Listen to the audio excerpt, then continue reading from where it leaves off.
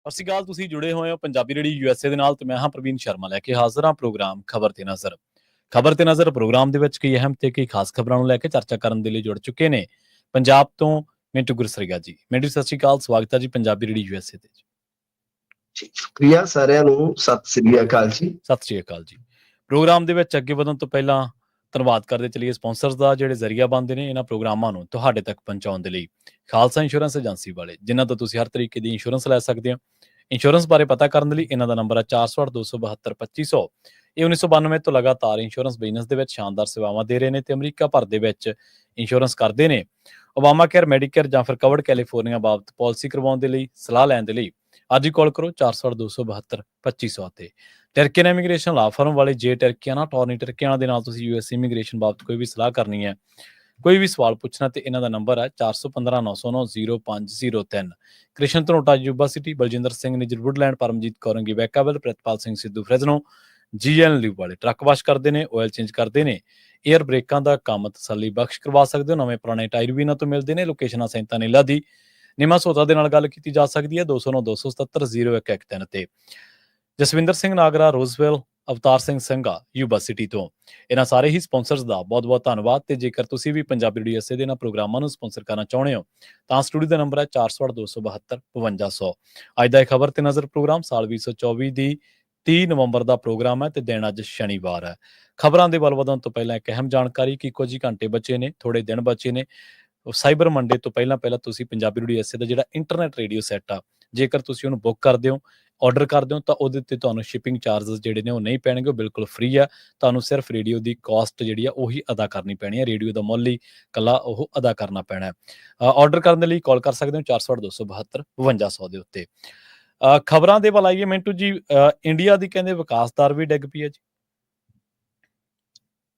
ਦੇਖੋ, ਇੰਡੀਆ ਦੀ ਵਿਕਾਸ ਦਰ ਦਾ ਜਿਹੜਾ ਕਿੱਸਾ ਹੈ ਨਾ ਪ੍ਰਵੀਨ ਜੀ, ਉਹ ਕੁਛ ਇਸ ਕਿਸਮ ਦਾ ਹੈ ਕਿ ਇਹਦੇ 'ਚ ਹਮੇਸ਼ਾ ਵਾਦ ਵਿਵਾਦ ਰਹਿੰਦਾ, ਕਿਉਂਕਿ ਕੁਝ ਅੰਕੜੇ ਜਿਹੜੇ ਆ ਨਾ, ਪੈਮਾਨੇ ਕਹਿ ਲਓ, ਉਹ ਬਦਲ ਦਿੱਤੇ ਗਏ ਸਨ ਮੋਦੀ ਗਵਰਨਮੈਂਟ ਦੇ ਦੌਰਾਨ। ਮੋਦੀ ਗਵਰਨਮੈਂਟ ਨੇ ਕਿਸਾਨ ਖੁਦਕੁਸ਼ੀਆਂ ਦਾ ਡਾਟਾ ਰੋਕ ਲਿਆ, ਤੁਹਾਨੂੰ ਪਤਾ, ਨਹੀਂ ਤਾਂ ਸੰਸਦ ਦੇ ਵਿੱਚੋਂ ਪੇਸ਼ ਹੋਇਆ ਕਰਦਾ ਸੀਗਾ। ਈਵਨ ਦੈਟ ਕੈਗ ਦੀਆਂ ਰਿਪੋਰਟਾਂ ਕੱਟ ਗਈਆਂ, ਠੀਕ ਹੈ ਨਾ। ਤਾਂ ਮਤਲਬ ਕਿ ਜੇ ਤੁਸੀਂ ਦੇਖੋਗੇ ਤਾਂ ਇਸ ਵੇਲੇ ਵਿਕਾਸ ਦਰ 2 ਸਾਲ ਦੇ ਸਭ ਤੋਂ ਹੇਠਲੇ ਪੱਧਰ ਤੇ ਆ ਗਈ, ਯਾਨੀ 5.4, 5.5 ਤੋਂ ਵੀ ਘਟ ਗਈ ਆ।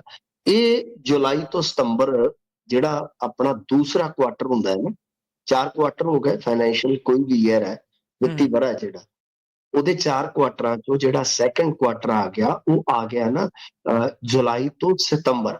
ਤਾਂ ਇਹਦੇ ਵਿੱਚ ਜੇ ਆਪਾਂ ਵੇਖੀਏ ਤਾਂ ਇਹਦੀ ਜੇ GDP ਦੀ ਗਰੋਥ ਰੇਟ ਹੈ ਜਾਂ ਵਿਕਾਸ ਦਰ ਹੈ, ਉਹ 5.4 ਤੇ ਆ। ਤਾਂ ਇਹ ਬਹੁਤ ਵੱਡੀ ਹੈ। ਸਾਲ ਪਹਿਲਾਂ ਇਸੇ ਸਮੇਂ ਦੀ ਜਿਹੜੀ GDP ਦੀ ਗਰੋਥ ਸੀਗੀ ਉਹ 8.1 ਸੀ।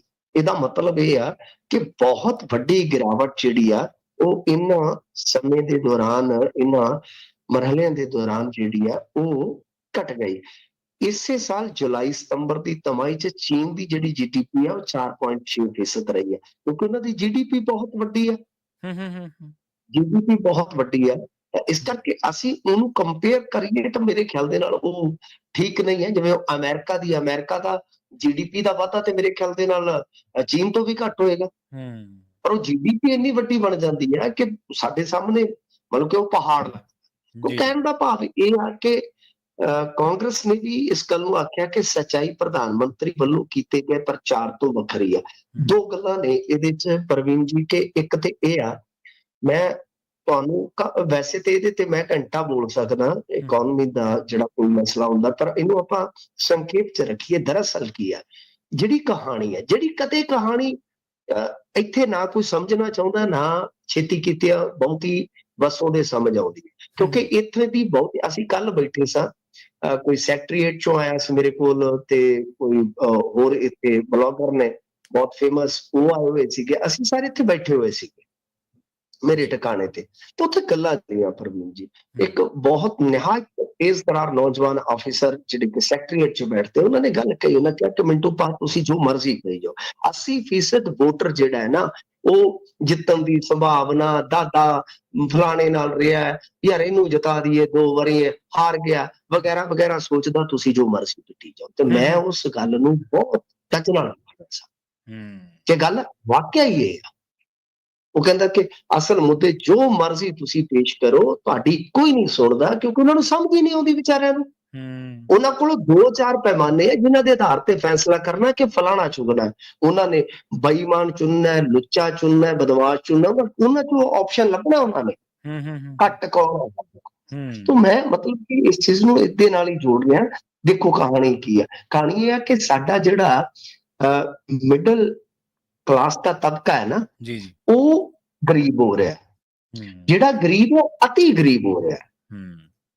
ਠੀਕ ਹੈ ਜੀ, ਲੋਕਾਂ ਦੀ ਸੇਵਿੰਗ ਘਟ ਰਹੀ ਆ, ਮਹਿੰਗਾਈ ਵੱਧ ਰਹੀ ਆ। ਇਹਦਾ ਸਿੱਟਾ ਕੀ ਹੁੰਦਾ? ਹੁਣ ਜਦੋਂ ਮਤਲਬ ਕਿ ਤੁਹਾਡੀ ਮਿਡਲ ਕਲਾਸ ਸੁੰਗੜ ਰਹੀ ਆ, ਇਹ ਮੈਂ ਅੰਕੜੇ ਦੱਸ ਸਕਦਾ, ਬਹੁਤ ਲੰਮੇ ਚੌੜੇ ਅੰਕੜੇ ਆ। ਤਾਂ ਮਤਲਬ ਕਿ ਜਦੋਂ ਤੁਹਾਡੀ ਮਿਡਲ ਕਲਾਸ ਸੁੰਗੜਦੀ ਹੈ ਸਰ, ਤੁਹਾਡੀ ਡਿਮਾਂਡ ਘਟਦੀ ਆ ਮਾਰਕੀਟ 'ਚ। ਜਦੋਂ ਗਰੀਬ ਅਤੀ ਗਰੀਬ ਘਟਦਾ ਹੈ, ਤੁਹਾਡੀ ਡਿਮਾਂਡ ਘਟਦੀ ਆ। ਜਦ ਤੁਹਾਡੀ ਡਿਮਾਂਡ ਘਟਦੀ ਆ ਤਾਂ ਤੁਹਾਡੀ ਗਰੋਥ ਰੇਟ ਆਪਣੇ ਦੇ ਆਪ ਦੇ ਵਿੱਚ ਹੀ ਕਹਿ ਲਓ ਕਿ ਉਹਨੇ ਡਿੱਗ ਪੈਣਾ। ਐਕਚੁਅਲ 'ਚ ਕਹਾਣੀ ਇਹ ਆ ਰਵੀਨ ਜੀ। ਸੋ ਗੱਲ ਇੱਥੋਂ ਤੱਕ ਹੈ ਕਿ ਸਟੇਟਾਂ ਦੇ ਵਿੱਚ 13 ਲੱਖ ਪੁਲਿਸ ਤੇ ਅਧਿਆਪਕਾਂ ਦੀਆਂ ਅਸਾਮੀਆਂ ਖਾਲੀ ਆ। 13 ਲੱਖ ਨੂੰ ਰੁਜ਼ਗਾਰ ਦਿੱਤਾ ਜਾ ਸਕਦਾ। ਸੋ ਇਹ 80 ਕਰੋੜ ਵਸੋਂ ਨੂੰ ਅਨਾਜ ਦੇਣ ਦਾ ਜਿਹੜਾ ਮਸਲਾ ਹੈ ਉਹ ਇਹਦੇ ਨਾਲ ਹੀ ਜੁੜਦਾ ਹੈ ਕਿ GDP ਜੇ ਸਾਡੀ ਅੱਜ ਵੀ ਪੂਰੀ ਦੁਨੀਆ 'ਚ ਕਹਿ ਦੇਣ ਕਿ ਜੀ ਬੈਸਟ ਆ, ਪਰ ਉਹਦਾ ਫਾਇਦਾ ਹਾਸ਼ੀਏ ਤੇ ਬੈਠੇ ਇੱਕ ਆਮ ਇੰਡੀਅਨ ਤੱਕ ਨਹੀਂ ਜਦੋਂ ਤੱਕ ਪਹੁੰਚਦਾ। ਪ੍ਰਵੀਨ ਜੀ, ਮੇਰਾ ਮੰਨਣਾ ਹੈ ਕਿ ਚਾਹੇ GDP ਸਾਡੀ 4 ਹੈ 5 ਹੈ, ਠੀਕ ਹੈ, ਉਹ ਬਾਜ਼ਾਰ ਦਾ ਇੱਕ ਤਰ੍ਹਾਂ ਨਾਲ ਕਹਿ ਲਓ ਕਿ ਸੂਚਕ ਹੈ, ਬਟ ਜਦੋਂ ਤੱਕ ਅਸੀਂ ਇੱਕ ਹਾਸ਼ੀਏ ਤੇ ਬੈਠੇ ਇਨਸਾਨ ਤੱਕ ਵਿਕਾਸ ਦਾ ਫਾਇਦਾ ਨਹੀਂ ਪਹੁੰਚਾ ਪਾਉਂਦੇ, ਉਦੋਂ ਤੱਕ ਇਹ ਚੀਜ਼ਾਂ ਬੇਮਾਨੀਆਂ ਨੇ। ਕਿਉਂ? ਕਿਉਂਕਿ ਇਹਦਾ ਬਹੁਤਾ ਫਾਇਦਾ, ਜੇ ਮੰਨ ਲਓ GDP ਬਿਲਕੁਲ ਸ਼ੂਟ ਅਪ ਕਰਦੀ ਹੈ ਸਾਡੀ, ਉਹਦਾ ਬਹੁਤਾ ਫਾਇਦਾ ਜਿਹੜਾ ਉਹ ਕਹਿ ਲਓ ਕਿ ਇਸ ਦੇਸ਼ ਦੇ 5-10% ਲੋਕ ਹੀ ਜ਼ਿਆਦਾ ਚੁੱਕ। ਜੀ ਜੀ ਜੀ ਬਿਲਕੁਲ। ਤੇ ਅੰਮ੍ਰਿਤਪਾਲ ਸਿੰਘ ਨੂੰ ਨੋਟਿਸ ਜਾਰੀ ਹੋਇਆ ਜੀ? ਹਾਂਜੀ, ਦੇਖੋ ਅੰਮ੍ਰਿਤਪਾਲ ਸਿੰਘ ਨੂੰ ਜਿਹੜਾ ਨੋਟਿਸ ਜਾਰੀ ਹੋਇਆ, ਕੱਲ ਨੋਟਿਸ ਜਾਰੀ ਹੋਇਆ ਪ੍ਰਵੀਨ ਜੀ, ਜਿਹਦੀ ਅੱਜ ਸੂਚਨਾ ਮਿਲ ਰਹੀ ਹੈ, ਉਹਦੇ ਵਿੱਚ ਇਹ ਹੈ ਕਿ ਜੋ ਤੁਹਾਨੂੰ ਪਤਾ ਹੀ ਹੈ, ਅੰਮ੍ਰਿਤਪਾਲ ਸਿੰਘ ਦੇ ਵੈਸੇ 2 ਪ੍ਰਕਾਰ ਦੇ ਮਸਲੇ ਚੱਲਦੇ ਨੇ ਕੋਰਟਾਂ ਦੇ ਵਿੱਚ। ਇੱਕ ਤੇ ਹੋ ਗਿਆ NSA ਨੂੰ ਚੁਣੌਤੀ, ਉਹਦੇ ਤੇ ਬਹਿਸ ਬਸਈਆ, ਠੀਕ ਹੈ ਨਾ ਜੀ। ਇੱਕ ਹੋ ਗਿਆ ਜੋ ਇਲੈਕਸ਼ਨ ਜਿੱਤਿਆ ਸੀ, ਜਿਹਦੇ ਤੇ ਆਪਾਂ ਬਹੁਤ ਤਫਸੀਲ ਗੱਲ ਕਰ ਚੁੱਕੇ ਹਾਂ, ਗਰਾਊਂਡਸ ਬਾਰੇ ਗੱਲ ਕਰ ਚੁੱਕੇ ਹਾਂ। ਭਗਤ ਸਿੰਘ ਦੁਆਬੀ ਜਿਸਨੇ ਮੁੱਦਾ ਚੁੱਕਿਆ ਸੀ, ਜੋ ਖੁਦ ਇਲੈਕਸ਼ਨ ਲੜ ਚੁੱਕੇ ਨੇ, ਆਜ਼ਾਦ, ਬਹੁਤ ਬੁਰੀ ਤਰ੍ਹਾਂ ਹਾਰੇ। ਤਾਂ ਮਤਲਬ ਪਰ ਉਹਨਾਂ ਦੀ ਕਹਿ ਲਓ ਕਿ ਇੱਕ ਜ਼ਿੱਦ ਹੈ, ਇੱਕ ਉਹਨਾਂ ਦੀ ਆਪਣੀ ਕਹਿ ਲਓ ਅੜੀ ਹੈ। ਉਹ ਅੰਮ੍ਰਿਤਪਾਲ ਸਿੰਘ ਦੀ ਮੁਖਾਲਫਤ ਕਰਦੇ ਨੇ ਤੇ ਬਹੁਤ ਠੋਕ ਕੇ ਕਰਦੇ ਆ। ਤਾਂ ਫਿਰ ਉਹ ਹਾਈ ਕੋਰਟ ਚਲੇ ਗਏ ਸੀ, ਉਹ ਆਪਾਂ ਸਭ ਕੁਝ ਦੱਸ ਚੁੱਕੇ ਹਾਂ। ਤਾਂ ਹੁਣ ਗੱਲ ਇਹ ਆ ਕਿ ਜਦੋਂ ਸਾਰੀਆਂ ਧਿਰਾਂ ਨੂੰ ਨੋਟਿਸ ਕੀਤਾ ਗਿਆ ਸੀ, ਤੁਹਾਨੂੰ ਯਾਦ ਹੋਏਗਾ ਸਾਰੇ ਕੈਂਡੀਡੇਟਸ ਨੂੰ ਹਾਈ ਕੋਰਟ ਨੇ, ਜਿਹੜੇ ਮਤਲਬ ਕਿ ਉਸ ਵੇਲੇ ਮੁਕਾਬਲੇਬਾਜ਼ ਸਨ ਚੁਣਾਵੀ ਮੈਦਾਨ ਦੇ ਵਿੱਚ, ਸਾਰਿਆਂ ਨੂੰ ਨੋਟਿਸ ਕੀਤੇ ਗਏ ਸੀ, ਯਾਨੀ ਸਾਰਿਆਂ ਨੂੰ ਪਾਰਟੀਆਂ ਬਣਾ ਲਿਆ ਗਿਆ। ਤਾਂ ਉਸ ਤੋਂ ਬਾਅਦ ਅੰਮ੍ਰਿਤਪਾਲ ਸਿੰਘ ਨੂੰ ਮੁੜ ਨੋਟਿਸ ਜਾਰੀ ਕਰਕੇ ਜਵਾਬ ਮੰਗਿਆ ਗਿਆ। ਹੁਣ ਦੇਖੋ, ਮੁੜ ਨੋਟਿਸ ਤੋਂ ਭਾਵ ਇਹ ਆ ਕਿ ਜਦੋਂ ਹਾਈ ਕੋਰਟ ਨੇ ਪਹਿਲਾਂ ਨੋਟਿਸ ਜਾਰੀ ਕੀਤਾ ਸੀ, ਪਰ ਅੰਮ੍ਰਿਤਪਾਲ ਸਿੰਘ ਨੂੰ ਨੋਟਿਸ ਜਾਰੀ ਨਹੀਂ ਸੀ ਹੋਇਆ। ਤਾਂ ਯਾਨੀ ਨੋਟਿਸ ਪਹਿਲਾਂ ਹੋਏ, ਤਾਂ ਹੁਣ ਦੁਬਾਰਾ ਹਾਈ ਕੋਰਟ ਨੇ ਸ਼ੁੱਕਰਵਾਰ ਨੂੰ ਨੋਟਿਸ ਜਾਰੀ ਕਰ ਦਿੱਤਾ। ਜੇ ਸੂਚਨਾ ਹੈ ਆਪਣੇ ਪਾਸ, ਤਾਂ ਅਦਾਲਤ ਨੇ ਇਹ ਨੋਟਿਸ ਡਿਬਰੂਗੜ੍ਹ ਜੇਲ੍ਹ ਸੁਪਰਡੈਂਟ ਨੂੰ ਦੇਣ ਦਾ ਹੁਕਮ ਦਿੱਤਾ ਹੈ। ਤੇ ਇਹਦੇ ਵਿੱਚ ਜੋ ਮਤਲਬ ਕਿ ਹੁਣ ਜਵਾਬ ਆਏਗਾ, ਉਹਦੇ ਆਧਾਰ ਤੇ ਫਿਰ ਅੱਗੇ ਗੱਲ ਤੁਰਨੀ ਆ, ਕਿਉਂਕਿ ਸਾਰੇ ਪੱਖਾਂ ਨੂੰ, ਸਾਰੀਆਂ ਧਿਰਾਂ ਨੂੰ, ਸਾਰੀਆਂ ਪਾਰਟੀਆਂ ਨੂੰ ਜਵਾਬ ਦਾਖਲ ਕਰਨ ਦਾ ਹੱਕ ਹੈ ਨਾ। ਅੰਮ੍ਰਿਤਪਾਲ ਸਿੰਘ ਨੂੰ ਆਪਣੀ ਗੱਲ ਰੱਖਣ ਦਾ ਹੱਕ ਆ, ਉਹ ਆਪਣੀ ਗੱਲ ਰੱਖਣਗੇ, ਫਿਰ ਉਸ ਤੋਂ ਬਾਅਦ ਇਹ ਸੁਣਵਾਈ ਤੁਰੇਗੀ। ਤਾਂ ਕੁੱਲ ਮਿਲਾ ਕੇ ਆਪਾਂ ਕਹਿ ਸਕਦੇ ਹਾਂ ਕਿ ਪ੍ਰਵੀਨ ਜੀ ਹਾਲੇ ਸੁਣਵਾਈਆਂ ਚੱਲਦੀਆਂ। ਮੈਂ ਅੱਗੇ ਵੀ ਤੁਹਾਨੂੰ ਕਿਹਾ ਸੀ, ਇਹ ਬਹੁਤ ਲੰਮੀਆਂ ਸੁਣਵਾਈਆਂ ਚਲੇ ਜਾਂਦੀਆਂ, ਚਾਹੇ ਉਹ NSA ਨੂੰ ਚੈਲੰਜ ਲੈ ਕੇ ਹੋਵੇ, ਚਾਹੇ ਇਹ ਚੁਣਾਵੀ ਪਟੀਸ਼ਨਾਂ ਆਉਣ, ਇਹ ਬਹੁਤ ਲੰਬਾ ਪ੍ਰੋਸੈਸ ਹੈ ਇੰਡੀਆ ਦੇ ਵਿੱਚ। ਤੇ ਇਸ ਕਰਕੇ ਹਾਲੇ ਇਹ ਕੰਮ ਜਿਹੜਾ ਹੈ ਉਹ ਏਦਾਂ ਹੀ ਤੁਰਿਆ ਜਾਊਗਾ। ਜਿੱਥੋਂ ਤੱਕ ਤਾਲੁਕ ਹੈ ਰਿਹਾਈ ਦਾ, ਇਲੈਕਸ਼ਨ ਜਦੋਂ ਚੱਲ ਰਿਹਾ ਸੀ ਮੈਂ ਉਸ ਵੇਲੇ ਵੀ ਤੁਹਾਨੂੰ ਕਿਹਾ ਸੀਗਾ ਕਿ ਰਿਹਾਈ ਜਿੱਤਣ ਤੇ ਵੀ ਅਸੰਭਵ ਹੈ, ਤੇ ਰਿਹਾਈ ਮਤਲਬ ਅੱਜ ਜੇ ਕਹਿਣ ਤਾਂ ਸੰਭਵ ਹੈ, ਜੇ ਕੌਣ ਕਹਿਣ ਅਮਿਤ ਸ਼ਾਹ। ਜੋ ਮੇਰੀ ਅੰਦਰੂਨੀ ਜਾਣਕਾਰੀ ਹੈ, ਮੈਂ ਅੱਗੇ ਵੀ ਸ਼ਾਇਦ ਤੁਹਾਨੂੰ ਦੱਸਿਆ ਸੀਗਾ, ਕੁਝ ਸ਼ਰਤਾਂ ਨੇ, ਜੇ ਅਮਰਤਪਾਲ ਸਿੰਘ ਮੰਨ ਲੈਣ ਤਾਂ ਸਭ ਕੁਝ ਸੈੱਟ ਹੋ ਜਾਊ। ਗੱਲ ਇਹ ਆ ਕਿ ਹੁਣ ਕੁੱਲ ਮਿਲਾ ਕੇ ਸੁਣਵਾਈਆਂ ਚੱਲ ਰਹੀਆਂ ਨੇ।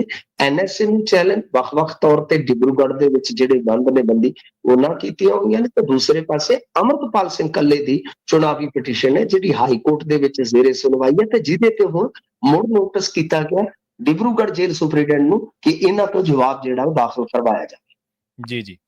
ਤੇ ਜਿਹੜੀਆਂ ਵੋਟਾਂ ਪੈਣੀਆਂ ਜੀ ਸ਼ਾਇਦ ਸਥਾਨਕ ਸਰਕਾਰਾਂ ਦੀਆਂ, ਉਹ ਮਿੰਟੂ ਜੀ ਪੁਰਾਣੀ ਵਾਰਡਬੰਦੀ ਦੇ ਮੁਤਾਬਕ ਹੀ ਪੈਣਗੀਆਂ ਜੀ? ਹਾਂਜੀ ਬਿਲਕੁਲ, ਦੇਖੋ ਵਾਰਡਬੰਦੀ ਦਾ ਹੀ ਤੇ ਪੰਗਾ ਹੁੰਦਾ ਹੈ ਨਾ।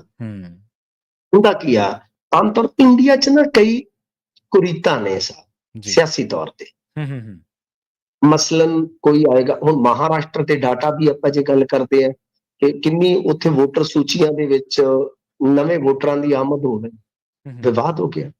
ਆਪਣੇ ਪਿੰਡਾਂ 'ਚ ਕੀ ਹੁੰਦਾ, ਜਿਹੜਾ ਕੋਈ ਸਰਪੰਚ ਬਣਦਾ ਤਾਂ ਉਹ ਆਪਦੇ ਹਿਸਾਬ ਕਿਤਾਬ ਦੇ ਨਾਲ ਫਿਰ ਜਦੋਂ ਵੋਟਰ ਲਿਸਟਾਂ ਬਣਦੀਆਂ, ਕਿਸੇ ਨੂੰ ਉਧਰੋਂ ਵਾਰਡ 'ਚ ਚੁੱਕ ਕੇ ਕਰ ਦਿੱਤਾ, ਕਿਸੇ ਨੇ ਇਧਰੋਂ ਵਾਰਡ 'ਚੋਂ ਵੋਟ ਜੇ ਬਣਾਉਣੀ ਸੀ ਤੇ ਉਹਨੂੰ ਉਧਰਲੇ ਕਰ ਦਿੱਤਾ। ਮਤਲਬ ਕਿ ਜਿੰਨਾ ਕੁ ਕਿਸੇ ਦੇ ਕੋਲ ਜ਼ੋਰ ਹੁੰਦਾ ਲਾਉਂਦਾ।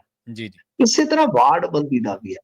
ਹੁਣ ਜਿੱਦਾਂ ਜੰਮੂ ਕਸ਼ਮੀਰ 'ਚ ਭਾਜਪਾ ਨੇ ਹੱਦਬੰਦੀ ਕੀਤੀ ਸੀ, ਤੁਹਾਨੂੰ ਯਾਦ ਹੋਏਗਾ। ਉਹਦੇ 'ਚ ਕੀ ਹੋਇਆ ਸੀ, ਉਹਦੇ 'ਚ ਵੀ ਤੇ ਇਹੀ ਕੁਛ ਹੋਇਆ ਸੀਗਾ ਨਾ ਕਿ ਜੰਮੂ ਵਾਲੇ ਖੇਤਰ ਦੇ ਵਿੱਚ ਕੁਛ ਵਾਧਾ ਦਿੱਤਾ ਗਿਆ, ਜਿੱਥੇ ਹਿੰਦੂ ਸਾਡੇ ਭਾਈਚਾਰੇ ਵਾਲੇ ਲੋਕ ਜ਼ਿਆਦਾ ਰਹਿੰਦੇ ਆ, ਤੇ ਜਿੱਥੇ ਮਤਲਬ ਕਿ ਤੈਨੂੰ ਵਾਦੀ ਜਿੱਥੇ ਸਾਡੇ ਮੁਸਲਿਮ ਭਾਈਚਾਰੇ ਵਾਲੇ ਜ਼ਿਆਦਾ ਰਹਿੰਦੇ ਨੇ, ਤਾਂ ਉਹ ਉੱਥੇ ਥੋੜਾ ਜਿਹਾ ਘਟਾ ਦਿੱਤਾ ਗਿਆ ਸੀਗਾ। ਤਾਂ ਤੁਸੀਂ ਉੱਥੇ ਵੀ ਦੇਖ ਸਕਦੇ ਹੋ ਨਾ, ਹੱਦਬੰਦੀ ਦੇ ਵਿੱਚ ਵੀ ਇਹ ਤਾਂ ਇਹੀ ਹੱਦਬੰਦੀ ਹੁੰਦੀ ਆ ਵਾਰਡਾਂ ਦੀ ਹੱਦਬੰਦੀ ਦਾ ਵੀ ਕੀ ਹੁੰਦਾ ਕਿ ਜਿਹੜੀ ਸਰਕਾਰ ਜਿਸ ਹਿਸਾਬ ਨਾਲ ਦੇਖਦੀ ਆ ਕਿ ਇੱਥੇ ਇਸ ਏਰੀਏ ਦੇ ਵਿੱਚ ਸਾਡੀ ਵੋਟ ਜ਼ਿਆਦਾ, ਮਤਲਬ ਕਿ ਉਹ ਹਿਸਾਬ ਕਿਤਾਬ ਲਾ ਕੇ ਸਿੱਧਾ ਮੈਂ ਜੇ ਕਹਾਂ ਤਾਂ ਉਹ ਏਦਾਂ ਚੱਲਦਾ ਵਾਰਡਬੰਦੀ ਦਾ। ਪਰ ਵਾਰਡਬੰਦੀ ਮਹੱਤਵਪੂਰਨ ਹੋ ਜਾਂਦੀ ਹੈ। ਹੁਣ ਦੇਖੋ ਇਹ ਤੇ ਇਲੈਕਸ਼ਨ ਕਰਵਾ ਕੇ ਰਾਜ਼ੀ ਨਹੀਂ ਸੀ, ਮੈਂ ਤੁਹਾਨੂੰ ਅੱਗੇ ਵੀ ਦੱਸਿਆ ਕਿ ਇਹ ਦਿੱਲੀ ਵਾਲਾ ਇਲੈਕਸ਼ਨ ਟਪਾਉਣਾ ਚਾਹੁੰਦੇ ਸੀਗੇ ਕਿ ਕਿਸੇ ਤਰੀਕੇ ਨਾਲ ਦਿੱਲੀ ਵਾਲਾ ਇਲੈਕਸ਼ਨ ਟਪਾ ਲਈਏ। ਪ੍ਰਵੀਨ ਜੀ, ਮੈਂ ਤੁਹਾਨੂੰ ਇੱਕ ਚੀਜ਼ ਹੋਰ ਦੱਸ ਦਿੰਦਾ ਜਿਹੜੀ ਮੇਰੀ ਅੰਦਰੂਨੀ ਜਾਣਕਾਰੀ ਆ, ਕਿ ਇਹ ਜਿਹੜਾ ਇਲੈਕਸ਼ਨ ਜ਼ਿਮਨੀ ਚੋਣਾਂ ਵਾਲੀ ਜਿਹੜੀ ਕਹਾਣੀ ਹੈ ਨਾ, ਇਸਨੇ ਸਭ ਕੁਝ ਬਦਲ ਦਿੱਤਾ। ਇਸਨੇ ਦੁਬਾਰਾ ਜੋਸ਼ ਭਰ ਦਿੱਤਾ ਆਮ ਆਦਮੀ ਪਾਰਟੀ 'ਚ। ਇਹ ਮੈਂ ਬੜੀ ਗੱਲ ਜ਼ਿੰਮੇਵਾਰੀ ਨਾਲ ਕਹਿ ਰਿਹਾ। ਕਿਉਂਕਿ ਜੋ ਇਹ ਜ਼ਿਮਨੀ ਚੋਣ ਲੜੀ ਜਾ ਰਹੀ ਆ, ਤੁਹਾਨੂੰ ਇਹ ਲੱਗ ਰਿਹਾ ਹੋਵੇਗਾ ਕਿ ਭਗਵੰਤ ਮਾਨ ਜੀ ਲੜਾ ਰਹੇ ਨੇ, ਨਹੀਂ। ਐਕਚੁਅਲ 'ਚ ਇਹ ਜਿਹੜੀ ਸਾਰੀ ਵਿਉਂਤ, ਸਾਰੀ ਰਣਨੀਤੀ ਸੀ, ਉਹ ਪਾਠਕ ਸਾਹਿਬ ਦੀ ਸੀ। ਪਾਠਕ ਸਾਹਿਬ ਨੇ ਜਿਹੜਾ ਮਤਲਬ ਕਿ ਸਾਰਾ ਇਹ ਰਚਿਆ ਚੱਕਰਵਿਊਹ, ਉਹਦੇ 'ਚ ਵਿਰੋਧੀ ਫਸ ਗਿਆ। ਬਰਨਾਲਾ ਸੀਟ ਵੀ ਉਹ ਜਿੱਤ ਜਾਂਦੇ, 4-0 ਸਕੋਰ ਹੋ ਜਾਂਦਾ ਜੇਕਰ ਗੁਰਦੀਪ ਬਾਠ ਨੂੰ ਬਿਠਾ ਲੈਂਦੇ, ਜਿਸਨੇ ਲਗਭਗ 17,000 ਵੋਟ ਖਰਾਬ ਕਰ ਦਿੱਤੀ ਉਹਨੇ। ਜਿਵੇਂ ਕੱਟੂ ਪਿੰਡ ਹੈ, ਸੰਘੇੜਾ ਹੈ, ਵੱਡੇ ਪਿੰਡ ਜਿਹੜੇ ਆਮ ਆਦਮੀ ਪਾਰਟੀ ਦੇ ਗੜ ਸੀ, ਉਹ ਟੁੱਟ ਗਏ। ਨੁਕਸਾਨ ਤਾਂ ਹੋਣਾ ਸੀ। ਹਾਂਜੀ, ਪਰ ਇੱਕ ਜ਼ਿਮਨੀ ਚੋਣ ਉਸ ਤੋਂ ਪਹਿਲਾਂ ਵੀ ਹੋਈ ਸੀ, ਜਲੰਧਰ ਵਾਲੀ। ਮਾਫ ਕਰਨਾ, ਮੈਂ ਸਥਾਨਕ ਸਰਕਾਰਾਂ ਤੋਂ ਤੁਹਾਨੂੰ ਜ਼ਿਮਨੀ ਚੋਣ ਵਾਲੀ ਕਹਾਣੀ ਚ ਲੈ ਗਿਆ, ਜਿੱਥੋਂ ਇੱਕ ਇੰਟਰਸਟਿੰਗ ਤੁਹਾਨੂੰ ਜਾਣਕਾਰੀ ਮਿਲੇਗੀ। ਅੱਛਾ, ਇੱਕ ਜਲੰਧਰ ਜ਼ਿਮਨੀ ਚੋਣ ਹੋਈ ਸੀ ਜਿਹਦੀ ਸਿੱਧੀ ਵਾਗਡੋਰ ਸੀ ਮਾਨ ਸਾਹਿਬ ਦੇ ਹੱਥ ਚ, ਤੁਹਾਨੂੰ ਯਾਦ ਹੋਏਗਾ। ਹਾਂਜੀ। ਤਾਂ ਉਦੋਂ ਸਾਡੇ ਪੱਤਰਕਾਰ ਨਾਲ ਉੱਥੇ ਕੀ ਹੋਇਆ ਸੀ, ਤੁਹਾਨੂੰ ਯਾਦ ਹੈ? ਕੀ ਇਸ 4 ਜ਼ਿਮਨੀ ਚੋਣਾਂ ਚ ਇਸ ਤਰ੍ਹਾਂ ਹੋਇਆ? ਉਹੀ ਪੱਤਰਕਾਰ ਗਿੱਦੜਬਾਹ ਚ ਵੀ ਆਇਆ ਸੀਗਾ, ਮੈਨੂੰ ਫੋਨ ਕੀਤਾ, ਮੈਂ ਰੁੱਝਿਆ ਹੋਇਆ ਸੀਗਾ। ਉਹੀ ਪੱਤਰਕਾਰ ਸਾਡਾ ਭਰਾ ਇੱਥੇ ਗਿੱਦੜਬਾਹ ਚ ਆਇਆ ਸੀ। ਕੀ ਉਹਦੇ ਨਾਲ ਹੋਇਆ ਕੁਛ? ਕੀ ਫਰਕ ਨਜ਼ਰ ਆਇਆ? ਆ ਗਿਆ ਨਾ। ਮਤਲਬ ਜਲੰਧਰ ਜ਼ਿਮਨੀ ਚੋਣ ਚ ਦੱਬ ਕੇ ਧੱਕਾ ਹੋਇਆ। ਇਸ ਵਾਰੀ ਇਹਨਾਂ ਨੇ ਕੀਤਾ ਹੈ, ਇਹਦੇ ਚ ਕੋਈ ਸ਼ੱਕ ਨਹੀਂ, ਜੋੜ ਤੋੜ ਚੱਲਦਾ ਹੈ, ਪ੍ਰਤੱਖ ਤੌਰ ਤੇ ਕੋਈ ਧੱਕਾ ਨਹੀਂ ਕੀਤਾ। ਵੀ ਸਾਹਮਣੇ ਕੋਈ ਗਲੀ ਚ ਖੜ ਗਿਆ ਕਾਲੀ ਐਕਟਿਵਾ ਦਾ, ਖੜ ਗਿਆ ਹੈਂਡਲ ਫੜ ਕੇ, ਕਿਤੇ ਨੂੰ ਵੋਟ ਪਾਉਣ ਨਹੀਂ ਜਾਣ ਦਿੰਦਾ। ਜਾ ਕੇ ਦਿਖਾ, ਹਨਾ। ਜੀ ਸੋ ਗੱਲ ਇਹ ਆ ਕਿ ਨਾ ਹੀ ਕੋਈ ਇੱਟ ਵੱਟਾ ਚਲਾਇਆ ਸਿੱਧਾ ਇਹਨਾਂ ਨੇ, ਤਾਂ ਜੀ ਉਹਦਾ ਸਿੱਟਾ ਕੀ ਹੋਇਆ ਵੀ ਨਾਰਮਲੀ ਯਾਰ ਅਸੀਂ ਇਲੈਕਸ਼ਨ ਲੜੇ ਆ, ਲਗਭਗ ਸਕੋਰ 4-0 ਕਰ ਗਏ ਸੀਗੇ, ਹੂੰ ਤਾਂ ਇਹਦਾ ਮਤਲਬ ਇਹ ਆ ਕਿ 27 ਦੇ ਵਿੱਚ ਸਾਡੇ ਵਾਸਤੇ ਉਮੀਦ ਹੈ ਕਿ ਪੰਜਾਬੀ ਯਾਰ ਗੁੱਸੇ ਨੇ, ਪੰਜਾਬੀ ਇੰਨੇ ਨਾਰਾਜ਼ ਨਹੀਂ ਹੈਗੇ ਕਿ ਯਾਰ ਮਤਲਬ ਕਿ ਜੇ ਅਸੀਂ ਕੁਝ ਕਰੀਏ ਤਾਂ ਉਸ ਕੀਤੇ ਨੂੰ ਵੀ ਕਹਿਣਗੇ ਕਿ ਨਾ ਨਾ ਨਾ ਹੁਣ ਨਹੀਂ ਅਸੀਂ। ਤਾਂ ਮਤਲਬ ਇਹ ਅੰਦਰੂਨੀ ਰਣਨੀਤੀ ਜਿਹੜੀ ਬਦਲ ਰਹੀ ਹੈ ਆਮ ਆਦਮੀ ਪਾਰਟੀ ਦੀ, ਉਹਦੇ ਬਾਰੇ ਤੁਹਾਨੂੰ ਦੱਸ। ਸਥਾਨਕ ਸਰਕਾਰਾਂ ਬਾਰੇ ਵੀ ਇਹੋ ਆ ਕਿ ਹੁਣ ਇਹਨਾਂ ਨੇ ਪੁਰਾਣੀ ਵਾਰਡਬੰਦੀ ਕਿਉਂਕਿ ਚਾਰਾ ਵੀ ਨਹੀਂ ਸੀ, ਤੇ ਦੂਜਾ ਹੈ ਕਿ ਇਸ ਰਿਜ਼ਲਟ ਤੋਂ ਇਹ ਬਹੁਤ ਖੁਸ਼ ਨੇ। ਇਹਨਾਂ ਨੂੰ ਲੱਗਦਾ ਕਿ ਅਸੀਂ ਜਾਵਾਂਗੇ ਤਾਂ ਈਜ਼ੀਲੀ ਅਸੀਂ ਸਥਾਨਕ ਸਰਕਾਰਾਂ ਦੀਆਂ ਚੋਣਾਂ ਜਿੱਤਾਂਗੇ, ਟਾਈਮ ਵੇਸਟ ਕਰਨ ਦਾ ਕੋਈ ਫਾਇਦਾ ਨਹੀਂ, ਹੁਣ ਅਦਾਲਤਾਂ ਤੋਂ ਝਿੜਕਾਂ ਖਾਣ ਦਾ ਕੋਈ ਫਾਇਦਾ ਨਹੀਂ। ਜੋ ਵਾਰਡਬੰਦੀ ਕਾਂਗਰਸ ਦੇ ਰਾਜ ਦੇ ਵਿੱਚ ਹੋਈ ਸੀ ਉਹਦੇ ਅਨੁਸਾਰ ਹੀ ਆ ਜਾਓ, ਵੀ ਚਲੋ ਆਓ ਮੈਦਾਨ ਦੇ ਵਿੱਚ ਖੇਡੀ। ਜੀ ਬਿਲਕੁਲ। ਤੇ ਵਿਧਾਇਕ ਦੇ ਪੀਏ ਤੋਂ ਕਹਿੰਦੇ ਪੁੱਛਗਿੱਛ ਹੋਈ ਹੈ ਜੀ ਕਿਸੇ ਮਾਮਲੇ 'ਚ? ਦੇਖੋ ਇਹ ਖਬਰ ਬਹੁਤ ਦੱਬੀ ਜੀ ਖਬਰ ਆ ਪ੍ਰਵੀਨ ਜੀ। ਅੰਮ੍ਰਿਤਸਰ ਦਾ ਵਿਧਾਇਕ ਹੈ, ਮੈਂ ਕੱਲ ਆਪਦੇ ਜਿੰਨੇ ਵੀ ਸੋਰਸਸ ਸੀ ਜ਼ੋਰ ਲਾ ਹਟਿਆ, ਮੈਨੂੰ ਪਤਾ ਨਹੀਂ ਲੱਗਿਆ, ਮੈਂ ਮਤਲਬ ਕਿ ਕਾਫੀ ਕੋਸ਼ਿਸ਼ ਕੀਤੀ, ਪਰ ਖਬਰ ਜਿਹੜੀ ਲੱਗੀ ਆ ਇੱਕ ਕਾਲਮ ਦੀ ਖਬਰ ਆ, ਛੋਟੀ ਜੀ ਖਬਰ ਆ, ਪਰ ਤੁਹਾਡੇ ਤੱਕ ਉਹ ਪਹੁੰਚਣੀ ਬਹੁਤ ਜ਼ਰੂਰੀ ਆ, ਕਿਉਂਕਿ ਕੀ ਚੱਲ ਰਿਹਾ ਹੈ ਵਿਜੀਲੈਂਸ ਨੇ ਦੱਸਦੇ ਆ ਕਿ ਅੰਮ੍ਰਿਤਸਰ ਸ਼ਹਿਰ ਦੇ ਇੱਕ ਵਿਧਾਇਕ ਦੇ ਪੀਏ ਸਣੇ 4 ਲੋਕਾਂ ਨੂੰ ਹਿਰਾਸਤ ਚ ਲਿਆ। ਠੀਕ ਹੈ ਜੀ। ਦੱਸਦੇ ਆ ਕਿ 4-5 ਘੰਟੇ ਤੱਕ ਉਹਨਾਂ ਤੋਂ ਪੁੱਛਗਿੱਛ ਕੀਤੀ ਗਈ ਆ, ਮਤਲਬ ਤੇ ਉਹਨਾਂ ਦੇ ਮਗਰ ਵੀ ਨਹੀਂ ਆਉਣ ਦਿੱਤਾ ਗਿਆ, ਫੋਨ ਫਾਨ ਵੀ ਉਹਨਾਂ ਦੇ ਜਿਹੜੇ ਸੀਗੇ ਸਾਈਡ ਤੇ ਰਖਾ ਲੈ ਗਏ।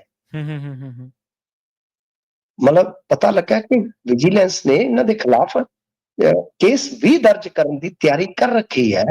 ਵਿਧਾਇਕ ਦਾ ਪੀਏ ਤੇ ਉਹਨਾਂ ਦੇ ਜਿਹੜੇ ਮਤਲਬ ਕਿ 4 ਸਾਥੀ ਹੈ, ਉਹਨਾਂ ਨੂੰ ਦੁਪਹਿਰੇ ਦੱਸਦੇ ਆ ਕਿ 2 ਵਜੇ ਬੁਲਾਇਆ ਗਿਆ ਤੇ ਦੇਰ ਸ਼ਾਮ ਤੱਕ ਮਤਲਬ ਕਿ ਕਿਸੇ ਨੂੰ ਅੰਦਰ ਨਹੀਂ ਆਉਣ ਦਿੱਤਾ ਗਿਆ, ਉਹਨਾਂ ਤੋਂ ਬੜੀ ਬਰੀਕੀ ਨਾਲ ਪੁੱਛਗਿੱਛ ਹੋਈ ਹੈ ਸਾਹਿਬ। ਇੰਨਾ ਜ਼ਰੂਰ ਪਤਾ ਲੱਗ ਸਕਿਆ ਪ੍ਰਵੀਨ ਜੀ, ਇੰਨਾ ਜ਼ਰੂਰ ਮੈਂ ਪਤਾ ਕਰਨ ਚ ਕਾਮਯਾਬ ਹੋਇਆ ਕਿ ਦਰਅਸਲ ਅੰਮ੍ਰਿਤਸਰ ਦੇ ਵਿੱਚ ਹੋਟਲਾਂ ਦਾ ਇੱਕ ਕਾਰੋਬਾਰ ਹੈ, ਬਹੁਤ ਵੱਡਾ ਕਾਰੋਬਾਰ।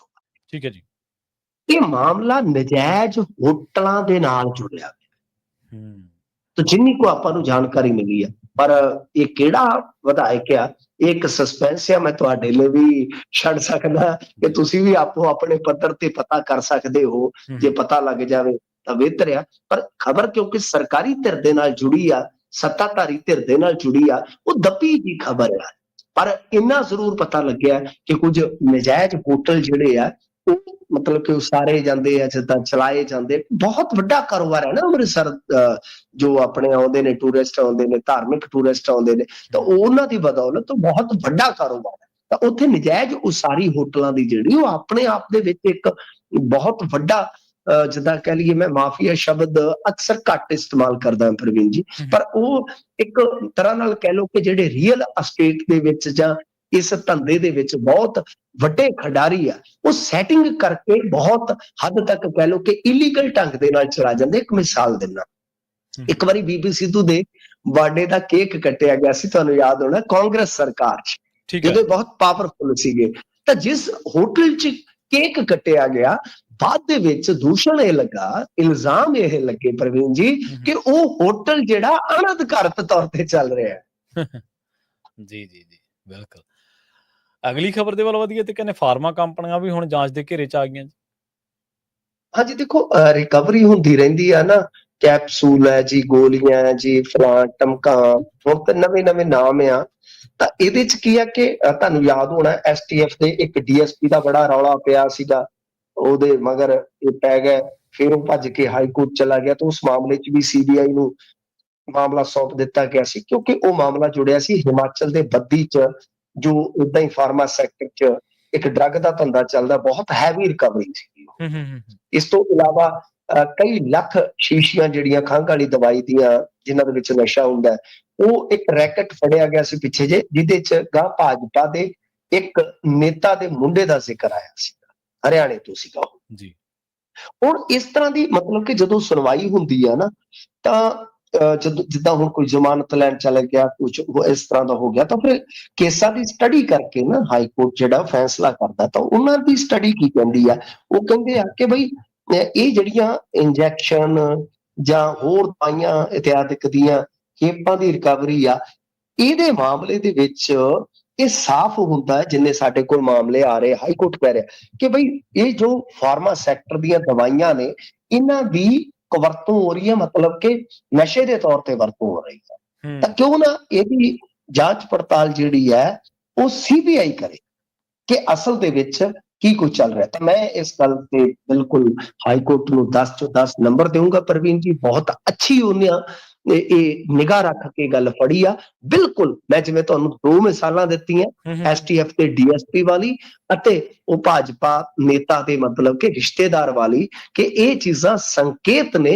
ਯੂਪੀ ਚੋਂ ਵੀ ਬਹੁਤ ਵੱਡੀਆਂ ਖੇਪਾਂ ਆਉਂਦੀਆਂ, ਮਸਲਨ ਕੋਈ 10 ਰੁਪਏ ਦਾ ਪੱਤਾ ਹੈ, ਉਹ ਸਾਡੇ ਇੱਥੇ ਪੰਜਾਬ 'ਚ ਆ ਕੇ ਪ੍ਰਵੀਨ ਜੀ 100 ਦਾ, 150 ਦਾ, 250 ਦਾ ਵੇਚਿਆ ਜਾਂਦਾ। ਮਾਨਸਾ ਵਾਲਾ ਜਿਹੜਾ ਉਹ ਸੀਗਾ ਮਾਮਲਾ, ਜਿਹਦੇ 'ਚ ਗਿੱਦੜਵਾਹੇ ਵਾਲਾ ਉਹ ਸੀਗਾ ਜਿਹੜਾ ਡਰੱਗ ਇੰਸਪੈਕਟਰ ਫੜਿਆ ਸੀ, ਮੈਂ ਤੁਹਾਨੂੰ ਉਦੋਂ ਵੀ ਕਿਹਾ ਸੀਗਾ ਕਿ ਮਾਨਸਾ ਦੇ ਲੋਕ ਜਦੋਂ ਉੱਥੇ ਹੁੰਦਾ ਸੀਗਾ ਤਾਂ ਉੱਥੇ ਮਸ਼ਹੂਰ ਸੀਗਾ ਕਿ ਇੱਕ ਮੈਡੀਕਲ ਤੇ ਪਿੱਛੇ ਹਿਮਾਚਲ ਤੇ ਉੱਥੇ ਮਤਲਬ ਕਹਿ ਲੋ ਗਾ ਕਿ ਇਹ ਇੱਕ ਤਰ੍ਹਾਂ ਨਾਲ ਰੈਕਟ ਬਣ ਗਿਆ ਸੀਗਾ। ਯਾਨੀ ਜਿਹੜਾ 1-1 ਰੁਪਏ ਦਾ ਕੈਪਸੂਲ ਆ ਉਹ ਇੱਥੇ ਆ ਕੇ ਆਪਣੇ 15 ਤੋਂ 20 ਰੁਪਏ ਦਾ ਵੇਚਿਆ ਜਾ ਰਿਹਾ। ਪ੍ਰਵੀਨ ਜੀ, ਇਹ ਬਹੁਤ ਵੱਡਾ ਰੈਕਟ ਹੈ। ਜੀ ਜੀ, ਬਿਲਕੁਲ ਬਿਲਕੁਲ। ਤੇ ਪੂਨੀਆ ਮਾਮਲੇ ਦੇ ਵਿੱਚ ਕਹਿੰਦੇ ਰਾਜਨੀਤਿਕ ਵਾਣ ਜਿਹੜੇ ਨੇ ਉਹ ਆਮੋ ਸਾਹਮਣੇ ਆ ਗਏ ਨੇ। ਦੇਖੋ, ਪੂਨੀਆ ਤੇ ਪਾਬੰਦੀ ਲਾ ਦਿੱਤੀ ਗਈ ਆ। ਬਜਰੰਗ ਪੂਨੀਆ ਜਿਸਨੇ ਮਤਲਬ ਕਿ ਝੰਡਾ ਵੀ ਬੁਲੰਦ ਕੀਤਾ ਸੀਗਾ ਸਰਕਾਰ ਦੇ ਖਿਲਾਫ, ਤੁਹਾਨੂੰ ਸਭ ਨੂੰ ਪਤਾ ਹੋਏਗਾ। ਤੇ ਇਸ ਤੋਂ ਇਲਾਵਾ ਕਾਂਗਰਸ ਵੀ ਜੁਆਇਨ ਕਰ ਲਈ ਸੀਗੀ। ਨਾਡਾ ਨੇ 4 ਸਾਲ ਵਾਸਤੇ ਮੁਅੱਤਲ ਕਰ ਦਿੱਤਾ। ਹੁਣ ਇਹ ਕਹਿੰਦਾ ਕਿ ਮੈਨੂੰ ਸਜ਼ਾ ਮਿਲੀ ਆ ਕਿਉਂਕਿ ਜਿਹੜੇ ਸੈਂਪਲ ਮੰਗੇ ਗਏ ਸਨ ਉਹ ਐਕਸਪਾਇਰ ਕਿੱਟ ਦੇ ਨਾਲ ਉਹਨਾਂ ਨੇ ਉਹਦਾ ਜਾਂਚ ਪੜਤਾਲ ਦਾ ਨਮੂਨਾ ਲੈ ਕੇ ਸਾਰਾ ਕੁਝ ਕਰਨਾ ਸੀਗਾ, ਤਾਂ ਮੈਂ ਤਾਂ ਇਨਕਾਰ ਕੀਤਾ ਸੀਗਾ। ਜਦਕਿ ਇਹ ਕਹਿੰਦੇ ਆ ਕਿ 4 ਵਾਰ ਇਨਕਾਰ ਕੀਤਾ ਹੈ ਬਜਰੰਗ ਪੂਨੀਆ ਨੇ, 13 ਦਸੰਬਰ 23, 27 ਦਸੰਬਰ 23, 10 ਮਾਰਚ 24 ਤੇ ਹੁਣ ਚੌਥੀ ਵਾਰ। ਤਾਂ ਕਹਿਣ ਦਾ ਮਤਲਬ ਇਹ ਆ ਕਿ ਇਹ ਹੁਣ ਸਿਆਸੀ ਗੱਲਬਾਤ ਬਣ ਗਈ ਆ। ਕਾਂਗਰਸ ਦੀ ਧਿਰ ਕਹਿ ਰਹੀ ਆ ਕਿ ਬਜਰੰਗ ਪੂਨੀਆ ਦੇ ਨਾਲ ਧੱਕਾ ਹੋਇਆ, ਤੇ ਜਦ ਕਿ ਉਹ ਦੂਸਰੇ ਕਹਿ ਰਹੇ ਆ ਕਿ ਨਾਡਾ ਨੇ 4 ਸਾਲ ਵਾਸਤੇ ਇਸ ਕਰਕੇ ਮੁਅੱਤਲ ਕੀਤਾ ਕਿ 4 ਵਾਰੀ ਹੀ ਬਜਰੰਗ ਪੂਨੀਆ ਨੇ ਇਨਕਾਰ ਕੀਤਾ ਸੈਂਪਲ ਦੇਣ ਤੋਂ। ਪਰ ਇਹ ਪ੍ਰਵੀਨ ਜੀ ਹੁਣ ਮੈਨੂੰ ਪਤਾ ਨਹੀਂ ਵਿਚਲੀ ਕਹਾਣੀ ਕੀ ਆ, ਪਰ ਕੋਈ ਵੀ ਇਹ ਮੈਂ ਥੋੜਾ ਕੋਰਸ ਤੋਂ ਜਾਣੂ ਆ, ਇਹ ਜ਼ਰੂਰ ਆ ਕਿ ਕੋਈ ਵੀ ਖਿਡਾਰੀ ਜਿਹੜਾ ਹੈ ਨਾ ਆਪਣੇ ਯੂਰਨ ਦਾ ਜਾਂ ਜੋ ਵੀ ਉਹ ਬਲੱਡ ਦਾ ਵੀ ਲੈ ਸਕਦੇ ਹੋਣਗੇ, ਵਾਡਾ ਹੈ ਜਾਂ ਨਾਡਾ ਹੈ, ਉਹ ਕਿਸੇ ਤੋਂ ਵੀ ਸੈਂਪਲ ਲੈਣਾ ਚਾਹੇ, ਨਮੂਨਾ ਲੈਣਾ ਚਾਹੇ ਤਾਂ ਕੋਈ ਇਨਕਾਰ ਨਹੀਂ ਕਰ ਸਕਦਾ। ਇਹ ਕਾਇਦਾ ਹੈ। ਹਾਂਜੀ ਹਾਂਜੀ, ਇਹ ਕਾਇਦਾ ਜ਼ਰੂਰ ਹੈ। ਪਰ ਐਕਸਪਾਇਰ ਨਾਲ ਜਿਹਦੀ ਮਤਲਬ ਕਿ ਐਕਸਪਾਇਰੀ ਡੇਟ ਆ ਚੁੱਕੀ ਹੈ, ਉਹਦੇ ਨਾਲ ਨਮੂਨੇ ਲੈਣ ਦਾ ਤਾਂ ਮਤਲਬ ਇਹ ਹੈ ਕਿ ਤੁਸੀਂ ਕਿਸੇ ਵੀ ਬੰਦੇ ਦਾ ਕੈਰੀਅਰ ਬਰਬਾਦ ਕਰਨ ਜਾ ਰਹੇ ਹੋ ਜਾਣਬੁੱਝ ਕੇ। ਸੋ ਇਹ ਵੀ ਤਾਂ ਕਹਾਣੀ ਹੈਗੀ ਹੈ ਨਾ, ਕਿਉਂਕਿ ਇਹਨਾਂ ਨੇ ਤੁਹਾਨੂੰ ਪਤਾ ਸਾਕਸ਼ੀ ਮਲਿਕ ਦੇ ਨਾਲ, ਬੀਬੀ ਫੋਗਾਟ ਦੇ ਨਾਲ ਮਿਲ ਕੇ ਕਾਫੀ ਜ਼ਿਆਦਾ ਜਿਹੜਾ ਹੈ ਨਾ ਉਹ ਜਦੋਜਹਿਦ ਕੀਤਾ ਹੈ ਸਰਕਾਰ ਦੇ ਖਿਲਾਫ, ਖਾਸ ਤੌਰ ਤੇ ਕੇਂਦਰੀ ਸਰਕਾਰ ਦੇ ਖਿਲਾਫ। ਜੀ ਜੀ। ਤੇ ਮਿੰਟੂ ਜੀ, ਇਹਨਾਂ ਖਾਸ ਖਬਰਾਂ ਤੇ ਖਾਸ ਜਾਣਕਾਰੀਆਂ ਦੇ ਲਈ ਤੁਹਾਡਾ ਬਹੁਤ ਬਹੁਤ ਧੰਨਵਾਦ ਜੀ। ਜੀ ਸ਼ੁਕਰੀਆ ਜੀ। ਪ੍ਰੋਗਰਾਮ ਖਬਰ ਤੇ ਨਜ਼ਰ ਨੂੰ ਆਪਾਂ ਇੱਥੇ ਸਮਾਪਤ ਕਰਾਂਗੇ। ਤੁਹਾਡਾ ਸਾਰਿਆਂ ਦਾ ਵੀ ਬਹੁਤ ਧੰਨਵਾਦ। ਸਤਿ ਸ੍ਰੀ ਅਕਾਲ। ਜੁੜੇ ਰਹੋ ਪੰਜਾਬੀ ਰੇਡੀਓ USA ਦੇ ਨਾਲ।